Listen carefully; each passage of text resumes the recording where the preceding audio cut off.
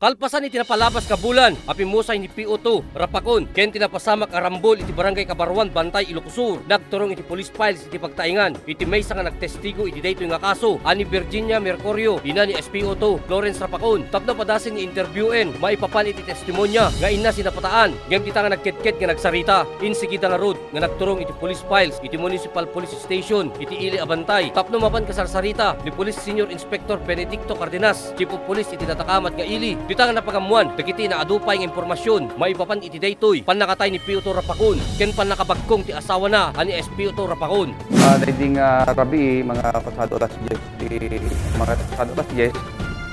ada naawat mga report di police station di Bantay nga adda napasamak nga stabbing shooting di barangay Kabarwan. So nga tiga puna nga nagresponde nga Dagos iti tropa tayo. Kiti da kabayatan na dati di jay mga crime scene, di nga makita nga dagitay tima, pero dada pala di jay. So nga ti inaramid ti tropa in taray nga Dagos dagitay dasugan na dito yung Metrobian Cooperative Hospital. Kahit nagiging doon mga tropa iti police na bating mo tijay to conduct investigation. Dagiti tao tijay na nadanon ti tropa, ti PNP Bantay, tijay da nga naibaga nga suspect it dagito yung agakabsat nga upat nga Bautista Brother. Nagpaiso na dahil nga rabi, adapay ka diyan ni barangay captain nga kabsat dagito upat nga suspect, dito nga napasamak. Ada di jay kas barangay captain normal lang mat na ti tropa nga nagsalsaludsod kanya na kit sumat na nawatan na mat ket dagi kapsat na iso pwede ket may samot nga na kadwa ti tropa nga napan nangi taray ket dagi ti kapsat na nakasugat jay Metrobian ko. Ada di nga ro ti problema idi ta adda pa laeng nga talaga idi medyo da pala tensyon. So nga ti kay aging gana mo't lang nga naala nga ti rik-rik nada nga nagkalma mo't lang ti nga tensyon. So nga dagi din ginaramid iti kapulisan ti Bantay nagkandak iti proper investigation then dumapay nga requirements tapno ti customer satisfy ti daytoy nga napasama. Kung dagi di witnesses ket adda ngamin commotion kanong imun na di Jerwar di barangay Pasa. So nga ti according to the witnesses, imbagada nga adda commotion. Tapos siyempre akas may isang member iti kapulisan nga oray no anya nga kalamidad uno nyaman dia ket adigya latang sidadaan nga agresponde ti any call for assistance.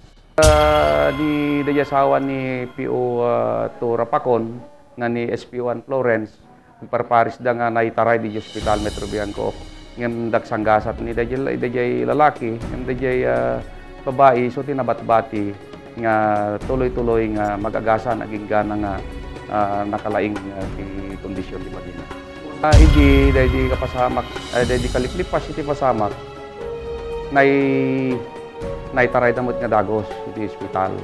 Iti tropa mo't lang iti kapulisan iti nangasis kanya da nga nangitaray tropa tayo. Di jamot nga na-confine da iti sumagumanungal daw ket iti nalaingan da nakipag-coordinate da iti attending physicians da nga numabalin nga release da inalawat mo iti numutibiyang. Na ingin gana tat nga tiyempo adda pay laeng nakabantay di jay barangay Plaza iti Kabarwan. Tapos tikas adda iti madadaan agresponde tin kaso nga adda pay kiti sunod na wenno nyaman nga nagitay tension pay nga sumarsarong kasama. Ako nga witnesses may panggap kanulaan mo iti basketball sakpay iti nga stabbing o shooting incident. Kada jay police na PO2 Rapakon ket kaslakayat na kano na masukatan day di referee nga referee ti day nga basketball game ket agay naipila iti kaso makabigatan na lang day nga pasamak tikad na pasamak iti 30 December 2011 naipile iti kaso lang iti 31 December iti Police Provincial Prosecutor's Office ti Bigan against dagiti 4 brothers Madriaga. Bautista, I'm sorry. Cases, bali talo nga kaso da po na i-file at kontra kanya da. Di may isang murder, bali upat dang involved.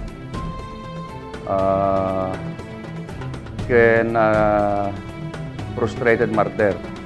Ket pinadas mi ngayon ko pinagbabalit ti direct assault, ket pinawat mo di piskalya ko. Bali 3 cases were filed against the 4 suspects.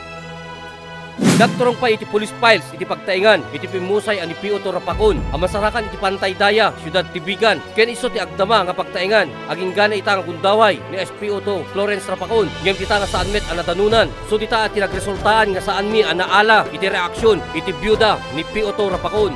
Balias pa record tayo dito blatter tayo in turnover the sick keeping iti January 9, 2012. Talutin muna ni Roberto, Roger, ken Ruli Bautista. So team muna nga na-turn over dito yung BJMP di January 9, 2012. Simangkot dito yung custody make di February 2, 2012. For information, indiretso dan sa dito din di ayan mi. As so nga naikabil dito yung record niya sick keeping. I mean, awang pa yung commitment of law. Panmiso da Jacorti with proper resort. Dala kat supina da panmiso da Jacorti proper escort. Jadi siguro di dati nga wardin mi siguro tao pa yun tiring da. Iti ko gamin adamot aldaw mo talaga may dalaw kamilik kumenyada may dabistaw ni suda adamot di pati si Tito. Pinadas nga leen iti pagtatateran wenno reaksyon dagiti upat nga kakabsat nga Bautista iti unik iti pagbaludan iti Bantay Municipal Jail ngem kita nga nakunada nga saan dalaing Samaritan maipapan ken tinapasamak ngem kita nakunada nga makaamunton iti korte maipapan ken kwada maipapamet ti asawa ni P.O. Rapakon ani SPO Florence Rapakon manin adomi a pinadas nga leen ti reaksyon na ngem kita nga saan met latta madanunan iti pagtaingan na. Iti nagibot programa tayo nga police files iton sa marunuman nga lawasen. Parit sa balimat nga intay pagpapatanganin. Siak ni Ryan Pardo, agibat bati. Kinakapya nga Domingo tayo aming nga sa kapada-pada. Ket dedoy ti. Police Files.